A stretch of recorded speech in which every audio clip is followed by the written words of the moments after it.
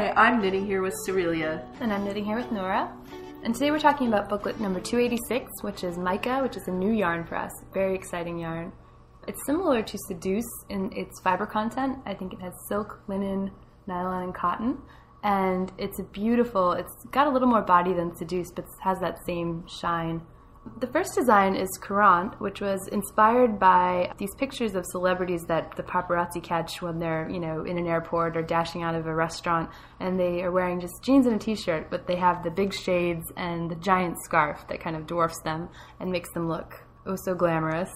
It's knit with a really, really simple diagonal stitch, and then the little bobbles all around the edge are done in crochet. Right, they're very quick and easy. And the next design is Skirball, which is something I worked on in my first few weeks at Berroco, and the lace pattern gave me quite a bit of trouble. I'm not the best lace knitter in the world, and here I was designing lace, which was a little daunting, but Nora let me puzzle it out for far too long. She knew that I was going to learn something in the process, and I really did, so... And I think the results are really great. The graphic stripes that are warped by the lace stitch are really great. It was worth all that pain, Celia. Thank you. Barnard is a little cabled sweater that features a cable that I think is kind of special. It alternates 3 stitches of stockinette stitch, or I think it's 4 stitches of stockinette stitch, with 4 stitches of a little mini cable. So you mini cable as you cable, the little twisted stitch cable moves over. It's got a lot of texture and a lot of dimension. The silhouette of the cardigan, I think, is really cute with all the waist ribbing purposely set up a little high, because high waist is still looking good to me, especially with this kind of silhouette. Mm-hmm. And the next sweater we have is Bopst, and we've been seeing a lot of cables kind of set on their side, which I think is a really interesting way to construct the sweater. I think I styled the models in this whole story the way that I like to dress, which is really simply, usually always involving a scarf.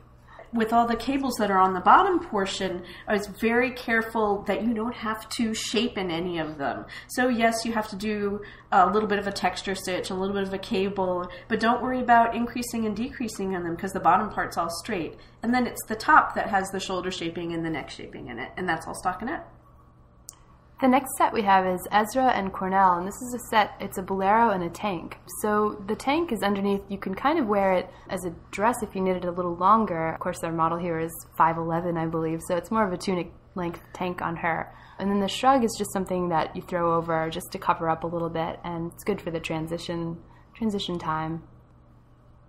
Stein Art is a simple little cardigan or shrug, we don't know which it is, a little bit blousy.